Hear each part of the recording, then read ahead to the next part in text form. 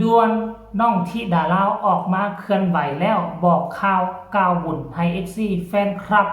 หลังจากนั้นก็ไปซัดยาใส่เพื่อให้มันดีทันในวันที่18-19นี้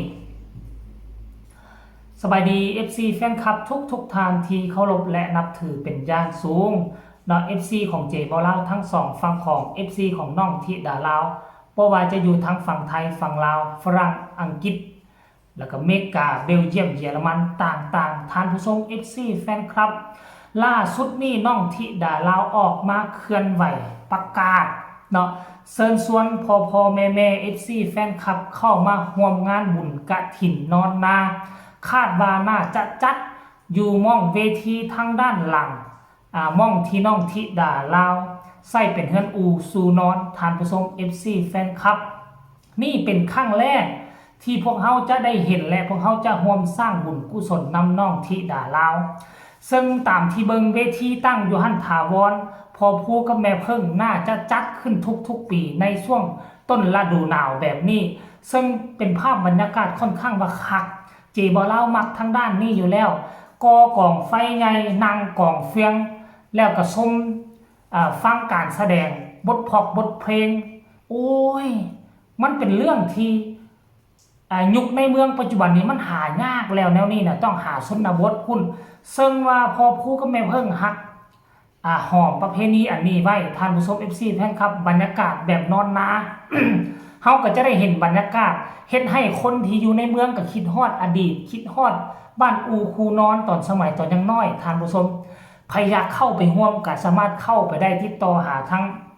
พ่อผู้ศรีวิไลเด้อจะได้ไปพบไปพ่อน้องธิดาลาวลูกสาวของพ่อแม่พ่อท่านผู้ชมเนาะน้องกะย่านหายดีบ่ทันยา3 กล่องยาเม็ดบ่ยอมกินได้กินยาน้ำเพราะตัวเองยังเป็นเด็กน้อยพวกที่กินยาเม็ดเป็นพวกผู้เฒ่าว่าซั่นเด้งานนี้เฮ็ดให้อ้ายมังก่อนบ่พอใจแน่นอนรายละเอียดให้ทุกคนไปชมคลิปนี้ซะก่อนแล้วจึงมาพ้อกันในระยะต่อไปชมพร้อมๆกันเลยวันนี้วันที่เท่าไหร่นะ17เอ้ยไม่ใช่ยังบ่ฮอดวันนี้วันที่14ค่ะมื้ออื่นมื้อฮือนี่บุญกฐินนอนนานะคะอย่าลืมนะคะเฝ้ามาเด้อมีหยังแน่มีกิจกรรมบีบข้าวปุ้นแล้วก็เฮ็ดบ่แม่เฮ็ดข้าวปุ้นบีบคาราเซลแล้วก็ห่อข้าวต้มตำมักฮุงเด้อค่ะฝีมือพี่ไอแล้วก็ยังมีคอนเสิร์ตเบิดขึ้นสวดแจ้งเด้อค่ะเฝ้ามาเด้อบุญกฐินนอนนาวันที่18-19นะคะมาเด้อแม่นบ่ล่ะ18-19แม่นบ่ล่ะหรือว่า16-19ไม่ใช่18-19เด้อค่ะเฝ้ามาเด้อวันที่15นี่ก็สิเตรียมการแล้วเด้อค่ะมื้ออื่นมื้อฮื้อนี่สิเตรียมการแล้ววันที่18-19ก็สิมีคอนเสิร์ตเบิดคืนสดแจ้งนะคะแล้วก็มีกิจกรรมหลายอย่างเฝ้ามาเด้อค่ะเดี๋ยวน้องธิดาเราสิถ่าดอกอย่าลืมนะคะยังถ่าอยู่เด้อบ่ว่าสิเป็นซาใดแล้วเขาบ่มากินเด้อยาน้ำเสียมเด็กหน่อยเบิ่งนะคะยาน้ำเสียม11 ปีกินยาน้ำเสียมโอ้โหอยากอายแทนอายโหลดได้ลูกอยากอายแล้วยายบ่ได้ย่านนี่จับกินเม็ดแทงง่ายก็กินน้ำ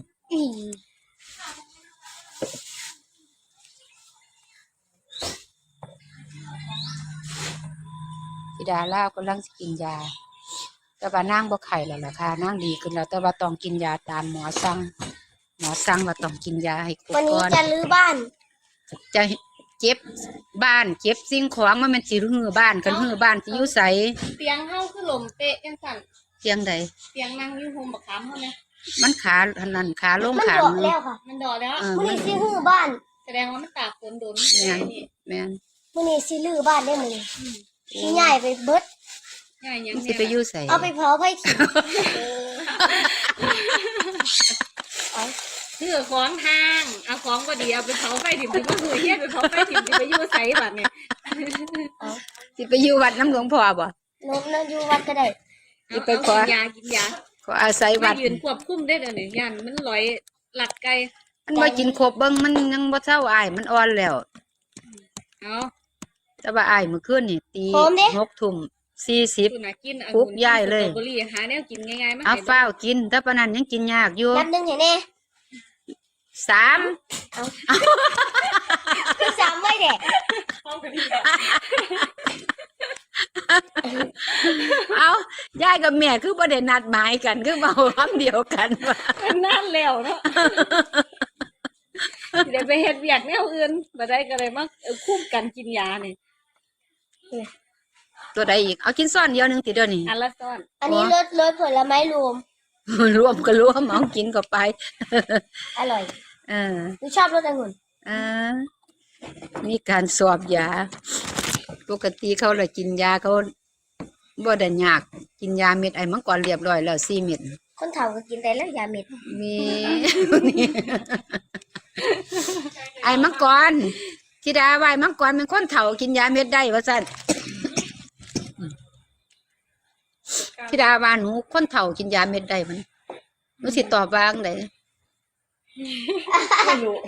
หนูสิบ่ว่าเขาบ่ซัวเนาะติเขาบ่ซัวเนาะเขาก็กินเม็ดได้ตัว เอาคนหนุ่มเลยเขาจะกินแบบเป็นคนหนุ่ม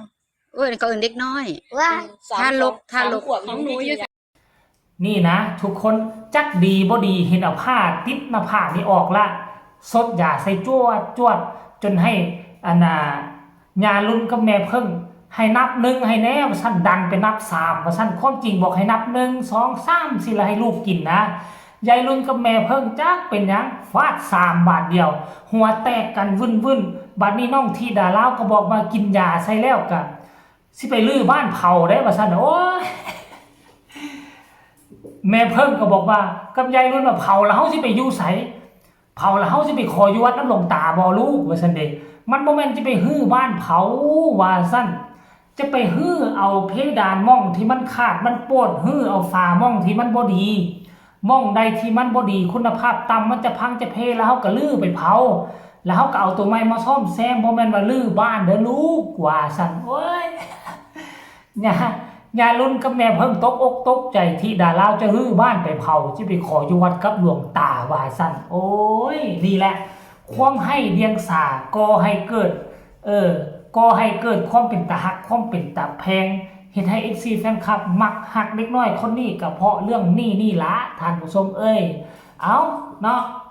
คลิปนี้ก็เป็นเรื่องเว้านัวหัวมวนตอนสายๆบ่ายๆลูกสาวของพ่อแม่มาไล่งานโตแล้วแล้วก็อาการล่าสุดของนาง